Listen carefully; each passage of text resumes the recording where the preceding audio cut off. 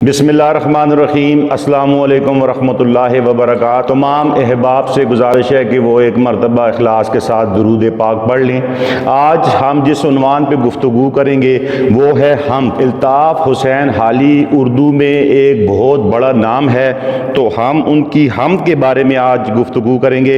लेकिन उससे कबल मैं थोड़ा सा तारफ़ करवाता जाऊँ कि अल्ताफ़ हुसैन हाली कब पैदा हुए और कब उनकी वफ़ात हुई। तो अल्ताफ़ हुसैन हाली जो हैं वो 1837 में पैदा हुए और 1914 में उनकी वफ़ात हुई। अल्ताफ़ हुसैन हाली की हमद की तरफ ये जो सबक हमने चुना है ये 9th क्लास की हमद है और यहाँ से ही हिस्सा शायरी जो है वो शुरू होता है। और सबसे पहले ये ख्वाजा अल्ताफ़ हुसैन हाली की हमद जो है इस क्लास में 9th क्लास के सिलेबस में जो है मौजूद है। तो मैं इसके पहले इशहार पढ़ता हूँ, फिर आपको तशरीह बताता हूँ। कब्जा हो दिलों पर क्या और इसके सिवा तेरा, एक बंदाए नाफरमा है हम सिरा तेरा। गो सबसे मुकद्दम है हक तेरा अदा करना, बंदे से मगर होगा हक क्यों कर अदा तेरा।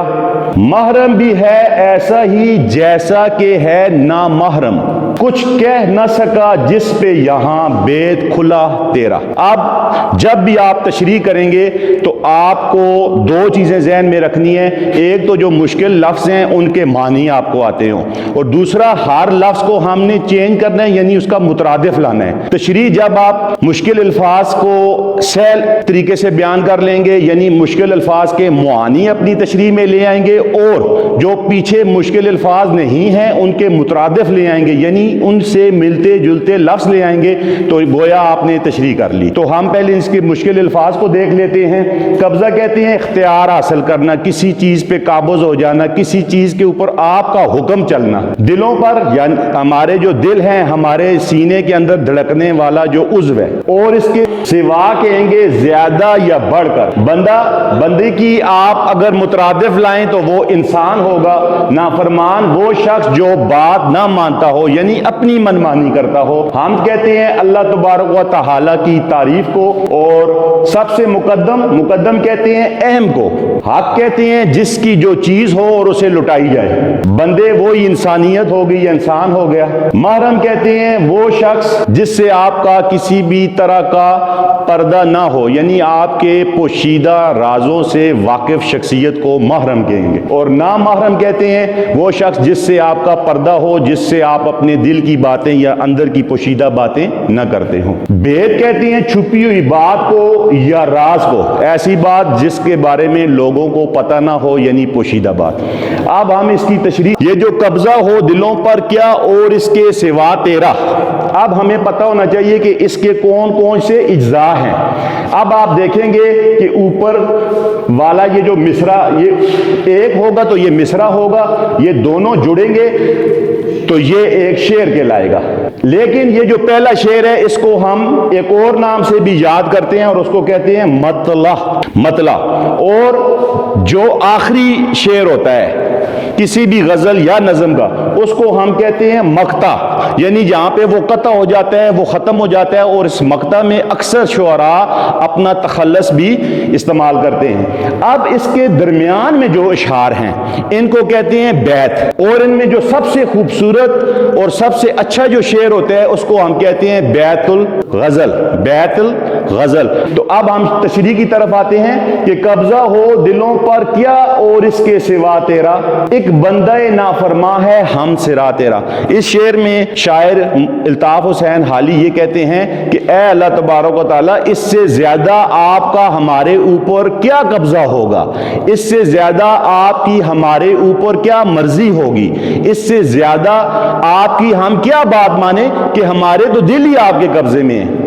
यानी अल्लाह तबारक व तआला की हम्द व सना बयान करते हुए अल्ताफ़ हुसैन हाली कहते हैं कि हमारे दिलों पर सिर्फ और सिर्फ ए रब करीम तेरा ही कब्जा है, और हम नाफरमा हैं, हम आपकी बात मानने वालों में से नहीं हैं। यानी हमसे गलतियां, कमियां, कोताहियां हो जाती हैं, लेकिन इसके बावजूद ہم آپ کی حمد و ثنا بیان کرتے ہیں، ہم مدد نصرت صرف آپ سے ہی مانگتے ہیں، اور ہمارا مطمع نظر، ہماری سوچ، ہماری فہم کی جتنی بھی دھاریں ہیں، جتنے بھی سوتے پھوٹتے ہیں، ان کا منبع اور سرچشمہ صرف آپ ہی ہیں۔ اگلے شعر میں کہتے ہیں گو سب سے مقدم ہے حق تیرا ادا کرنا۔ اس شعر میں شاعر کہتا ہے کہ سب سے اہم ترین چیز یہ ہے کہ ہم اللہ تبارک و تعالیٰ کا حق ادا کریں، ہم اللہ تبارک و تعالیٰ کی جو نعمتیں ہمارے اوپر ہیں ہم ان کا کما حق کا بدلہ لوٹائیں۔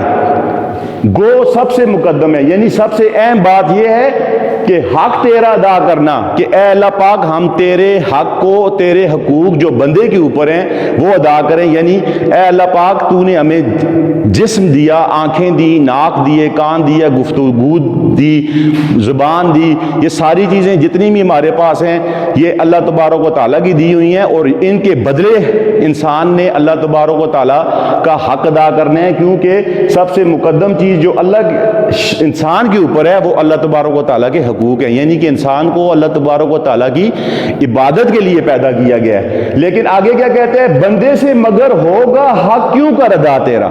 ساتھ ہی وہ اپنے بارے میں یہ بھی بتاتے ہیں کہ ایک بندہ چاہے جتنا بھی اللہ پاک کا حق ادا کرے، چاہے جتنی بھی وہ عبادت کرے، چاہے وہ اللہ تبارک و تعالیٰ کی مخلوقات کی جتنی بھی خدمت کرے، وہ اللہ تبارک و تعالیٰ کا حق ادا نہیں کر سکتا۔ تو پہلے شعر میں یہ تھا کہ ہم نافرمان ہیں لیکن تیرے ماننے والے ہیں، اور ہم چاہے جتنے بھی اس اللہ پاک تیرے نافرمان ہوں، ہمارے دلوں پر قبضہ تیرا ہی ہوگا۔ دوسرے شعر میں کیا ہے کہ سارے حقوق اللہ کے ہیں، کہ انسان نے حق اللہ کا ادا کرنا ہے لیکن انسان اللہ کا حق ادا نہیں کر سکتا۔ تیسرے شعر کی طرف آتے ہیں، محرم بھی ہے ایسا، محرم بھی ہے ایسا ہی جیسا کہ ہے نہ محرم، یعنی ہم اللہ تبارک و تعالیٰ کو جانتے ہیں، ہم اللہ تبارک و تعالیٰ کو پہچانتے ہیں، مگر کتنا؟ جتنا نہ جاننا اور نہ پہچاننا ہو۔ یعنی کہ ہم نے اللہ تبارک و تعالیٰ کو اپنی آنکھوں سے نہیں دیکھا، ہم نے اللہ تبارک و تعالیٰ کو بطور تجسیم، بطور جسم نہیں دیکھا، لیکن ہم نے اللہ تبارک و تعالیٰ کو محسوس کیا ہے۔ ہمارے اندر ایک چیز ہے جو بتاتی ہے کہ اس کائنات کے نظام کو چلانے والی ایک ہستی ہے، اور وہ ہستی اللہ تبارک و تعالیٰ ہی کی ہستی ہے، جس نے سورج، چاند، ستارے، دریا، چرند، پرند، درند، یہ کہکشائیں، یہ سارا نظام جو ہے وہ تخلیق کیا ہے، پوری کائنات جو ہے اس نے تخلیق کی ہے، اور اس کو تخلیق کرنے والی صرف اور صرف ایک ذات ہے، اور وہ ذات ہے اللہ تبارک و تعالیٰ کی ذات۔ اور اگلے شعر میں، اگلے مصرے میں، کچھ کہہ نہ سکا جس پہ یہاں بیت کھلا تیرا۔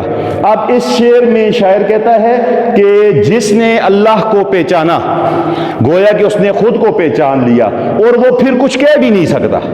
اس سے پوچھیں ہاں جی آپ نے اللہ کو کیسے دیکھا، تو وہ اس کو بیان کرنے کے قابل نہیں ہے، لیکن اس کے محسوسات اور احساسات ایسے ہیں کہ وہ کہتے ہیں کہ یار ایک ہستی ہے جس نے مشکل میں مجھے سہارا دیا، ایک ہستی ہے جس نے میری تکلیفوں کو دور کیا، ایک ہستی ہے جس کے آگے میں نے دعا کی اور اس نے قبول کی۔ لیکن وہ ہستی کون سی ہستی ہے؟ اس ہستی کو وہ کوئی کلیریفائی کرے، سامنے لائے، تو ایسا کرنے سے وہ قاصر ہے۔ یعنی وہ کچھ کہہ نہ سکا جس پہ یہاں بیت کھلا تیرا۔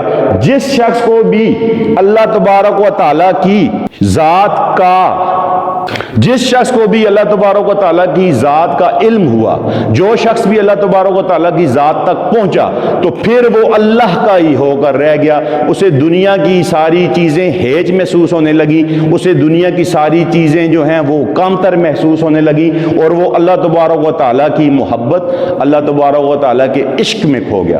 تو یہ تھے جی آج کے ہمارے 3 اشعار جو خواجہ الطاف حسین حالی کی ہم سے تھے، اور میں نے جیسا کہ آپ کو بتایا کہ پہلا جو مصرع ہے یہ جو ایک لائن ہوگی اس کو مصرع کہیں گے، جب یہ دو مصرے اکٹھے ہوں گے تو یہ شعر بنے گا۔